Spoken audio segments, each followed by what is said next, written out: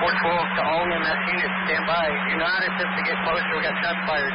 The first emergency calls coming Tuesday morning, and they were horrific.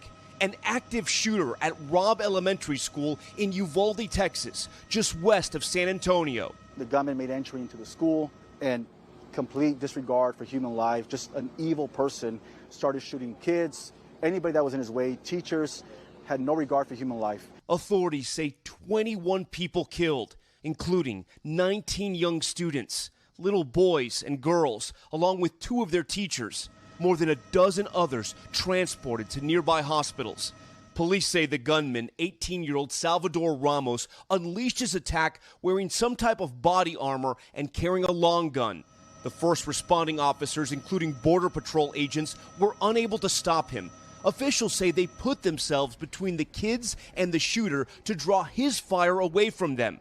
2 of the officers struck and injured by the gunman's bullets. When SWAT teams arrived at the school, a second firefight ensued. The suspect ultimately killed. At this point, the investigation is leading to tell us that the suspect did act alone during this heinous crime.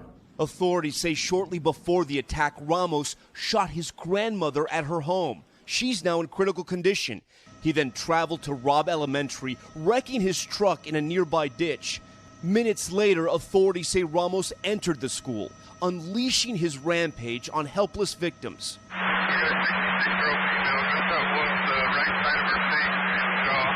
Law enforcement came in. They locked down the school really quickly, and they started evacuating children out through breaking windows and pulling children out. Bobby Studer's wife, Terry, is a math teacher, just days away from retiring, and was inside when the deadly shots rang out. I had just taken her some flowers, and the minute I got in my pickup, I heard a couple of shots. Terry escaped uninjured, but her colleague, Eva Morales, a 4th grade teacher and educator for 17 years, was killed.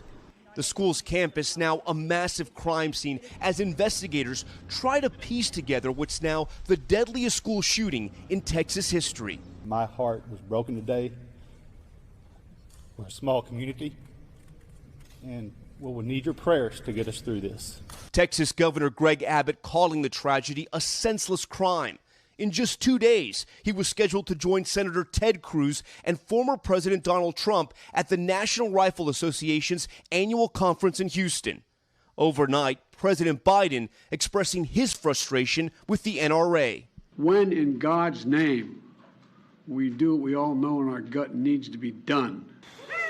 This morning, families and a community dealing with the unthinkable.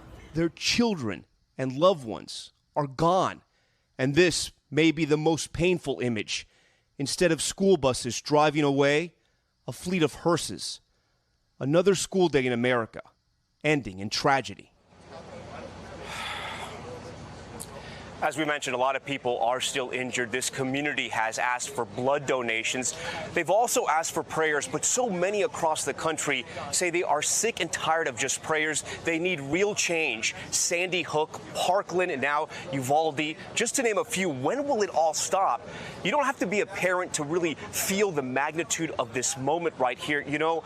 But as a parent, I can tell you these 2nd, 3rd, and 4th graders, they were in that sweet spot of youth, right? That age where all they do is radiate joy. And today, this morning, I'm thinking about those parents who have been robbed of so much.